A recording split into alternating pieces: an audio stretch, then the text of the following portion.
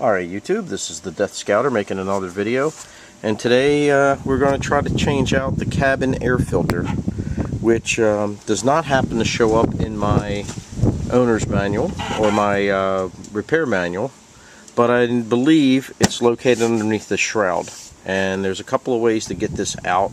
As usual, I'm going to try the least amount of work, which is to pop the hood, locate this weather stripping here, and just grab a hold of it here and just peel it back, because you see it just pinches in there in that fit.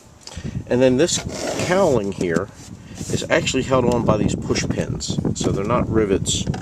But if you just go up here and you pry down underneath the lip of it and pry up just like that, then you should be able to just lift these out. See that? So we'll put that off to the side, and we'll put this one off to the side, and now you're starting to see that this will lift up pretty easily. And sure enough, there is the disgustingly dirty cabin air filter tucked away and hidden inside here. I think what I'm going to have to do is take off the passenger side windshield wiper so that I can lift this up out of the way far enough that I can get down into this. Well, actually, I might be able to just put this up here. So let's find out. See all this filth in here? Alright, and I can feel it all on the back end. So the first thing I'm going to do is I'm going to grab my shop vac, and I'm going to vacuum out all that filth. And then I'll be in a better position to pry that filter out of there and find out how to replace it. So now the good news is, if you look at the screening, it's not covered with as much crap as it could be. Like here's what I'm pulling out off the back end. But that's from around the edges. That's not covering the screen. So I'm actually getting pretty decent airflow. This is just one of those repairs that I want to do because this is a 2003 and it's now 2014, and I've never had this thing replaced. So it's probably pretty scungy and filthy. Okay, so I figured I would go ahead and show you how the wiper comes off, because it's relatively simple. But just for the sake of having an informative video, let's go ahead and do it. So this is just a cap that covers a nut.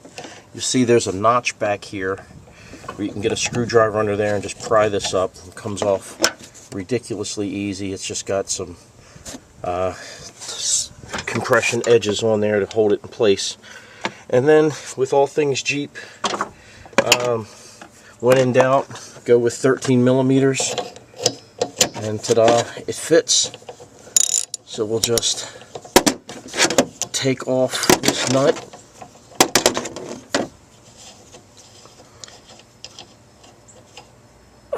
Okay, so once I got that nut off, this is just a tight fit. I tried to pry on it a little bit, and it didn't really help. So what I did is I actually hit it a couple times just to loosen it up, and then just worked it with my hand. And you'll see that these serrated edges here match up with the edges within here, and that's really what holds this in place. So with this arm out of the way, what we can do now, and I did go ahead and I popped out the other two push pins and took the weather stripping off completely.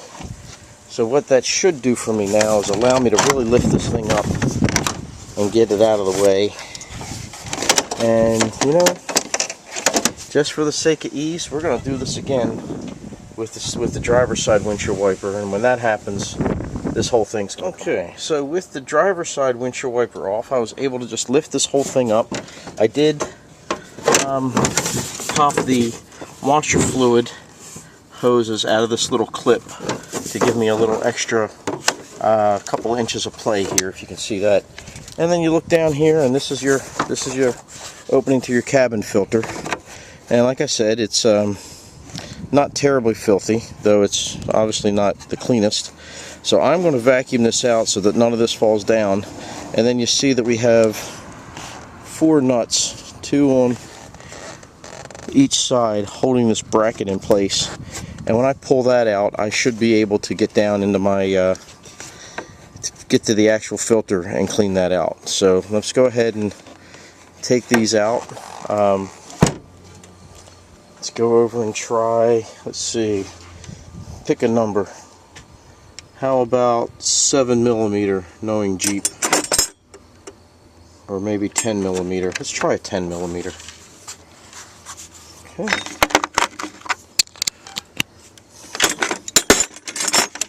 And for these little ones, I'll go ahead and use my speed driver.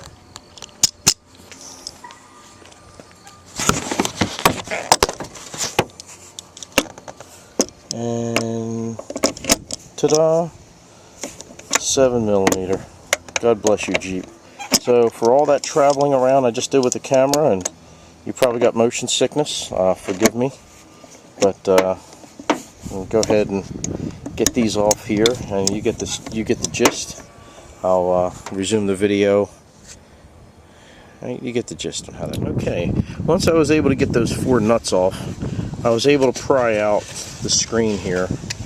And it did take some prying because the weather stripping that's on the back of this is pretty well seasoned, and of course I pretty much destroyed it taking it out. Now the good news is that I happen to have some extra weather stripping sitting around, so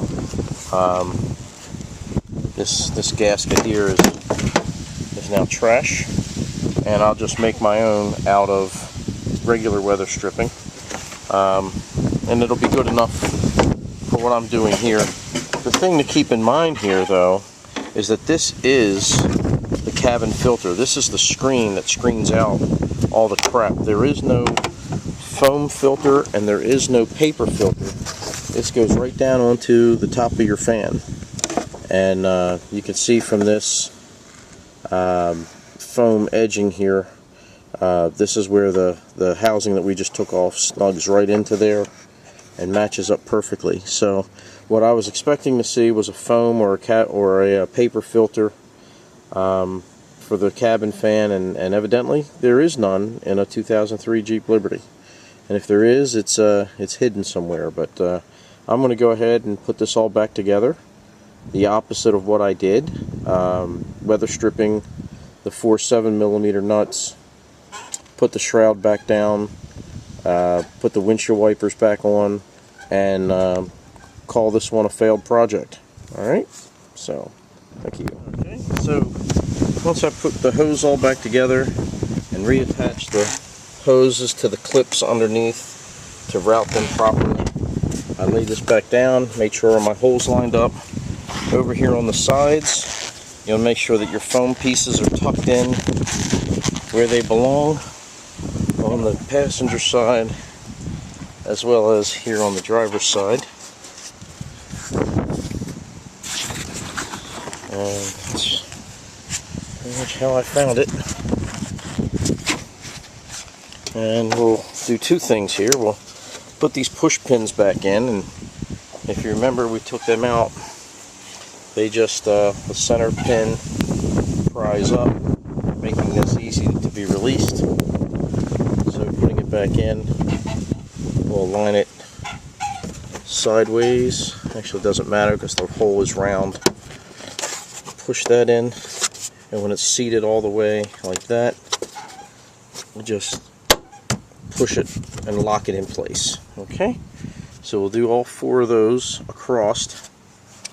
Use this V-channel here on the weather stripping to lock the weather stripping back in place, and then I'll put on the windshield wipers, and that'll be finished.